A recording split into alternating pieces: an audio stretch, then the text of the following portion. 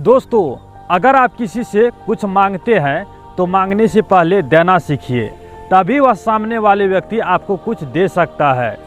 तो दोस्तों, इस चीज़ को आप लोग को इस वीडियो में एक स्टोरी के माध्यम से समझाने का कोशिश करूंगा। तो दोस्तों, यह स्टोरी है भिखारी से व्यापारी तक। तो दोस्तों, एक समय की बात है, एक भिखारी रेलवे स्टेशन पर बैठकर रोजाना यात्रियों से भीख मांग करके अपना पेट भरता था। एक दिन जब वह ट्रेन में भीख मांग रहा था तो एक लंबे सूट बूट व्यक्ति को देखा।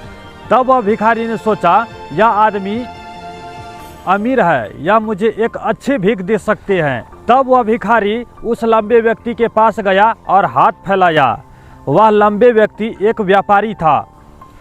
तब वह व्यापारी उस भिखारी को कहता है, तुम हमेशा मांगते ही रहते हो, क्या तुम कभी किसी को कुछ देते भी हो? तब भिखारी कहता है, साहब मैं तो एक भिखारी हूँ, किसी को कुछ क्या ही दे सकता हूँ।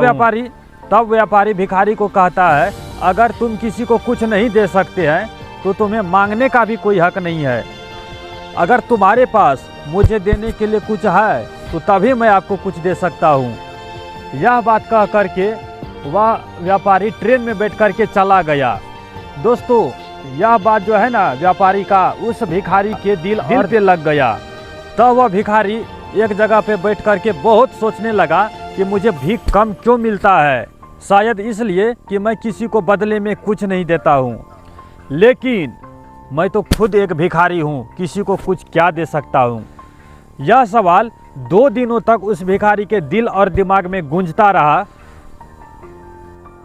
तब उसी समय वह भिखारी जब रेलवे स्टेशन पर बैठा था तो उसकी नज़र कुछ फूलों पर पड़ी।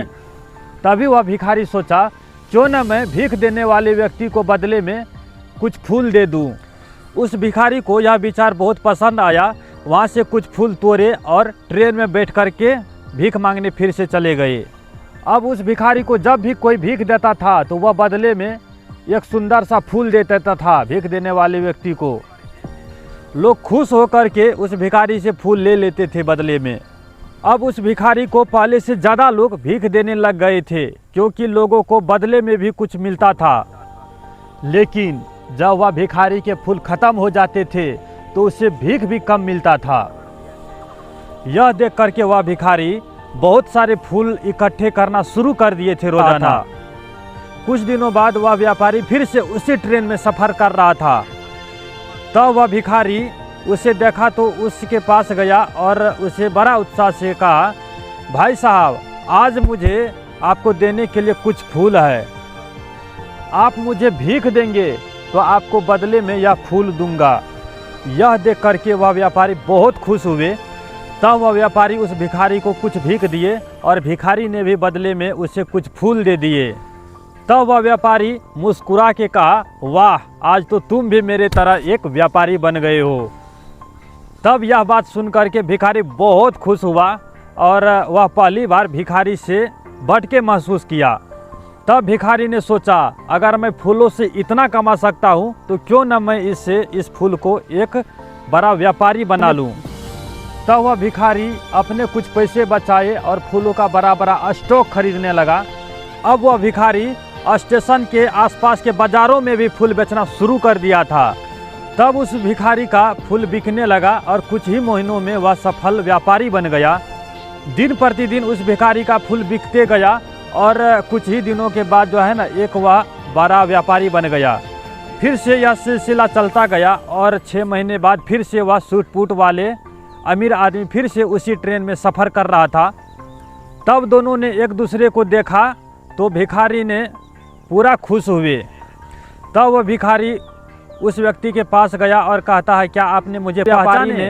तब वह व्यापारी ने भिखारी को कहता है, मुझे नहीं लगता है कि पहले आपसे कभी हम मिले हैं। तब वह भिखारी हंस के बोला, मैं आपसे पहली बार नहीं बल्कि तीसरी बार आपसे हम मिल रहे हैं। तब वह व्यापारी ने हैरान होकर के कहा और नीचे से ऊपर तक देखा और कहा उनसे कि पहले मैं आपसे 2 बार कब मिले थे?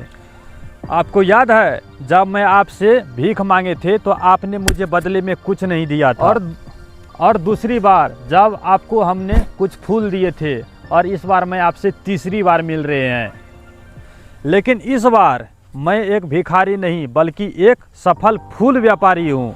तब वह व्यापारी अचंभित हो गया और उस भिखारी को नीचे से ऊपर तक देखा और उस भिखारी से कहा, अरे तुम वही भिखारी हो जो तुमने मेरे बात को सच में अपना लिए? हाँ, आपने मुझे पहली बार बताए थे कि कुछ पाने के लिए पहले देना पड़ता है, और दूसरी बार आपने मुझे यह बताया कि मैं एक व्यापारी बन चुका हूँ। लेकिन आज मैं आपके बातों को अपने जीवन में अपनाए तब मैं एक सफल फूल व्यापारी बन गया हूँ। तब वह व्यापारी ने भिखारी को कहा, मुझे पता था कि आप में कुछ खास है। आपने आज यह साबित कर दिया कि सोच बदलने से ज़िंदगी बदल सकता है। तब वह दोनों हंसने लगे। दोस्तों, कहानी की सीख गेवेंटिक, जीवन में कुछ पाने के लिए पहले देना सीखिए। यही सफलता का एक मूल मंत्र है। सोच बदलो, जिंदगी बदलो। जब भिखारी ने खुद को भिखारी समझना बंद किया तभी वह एक सफल व्यापारी बन सका, क्योंकि हर समस्या का हल होता है। भिखारी को लगा कि मैं किसी को कुछ नहीं दे सकता हूँ। उस भिखारी ने फूलों को दे करके रास्ता खोज लिया। आत्मविश्वास और आत्मसम्मान, खुद को कभी कम मत समझो। अपने काबिलियत को पहचानो और आगे बढ़ो। दोस्तों, इस कहानी का सार यही है कि अगर आप अपनी सोच को बड़ा बना ले तो कामयाबी आपके कदम चूमेगी। तो दोस्तों, यह स्टोरी आप लोग को कैसा लगा? अगर यह स्टोरी आप लोग को ज़रा सा भी अच्छा लगा है, अगर इस स्टोरी से कुछ आपको नॉलेज मिला है तो दोस्तों एक लाइक ठोक करके जाना, क्योंकि ऐसे वीडियो बनाने में हमें बहुत मेहनत लगती है। और दोस्तों, मेरे चैनल पर पहली बार आए हैं तो मेरे चैनल को भी सब्सक्राइब कर लीजिए। तो दोस्तों, फिर मिलेंगे नेक्स्ट वीडियो में। तब तक के लिए जय हिंद, जय भारत।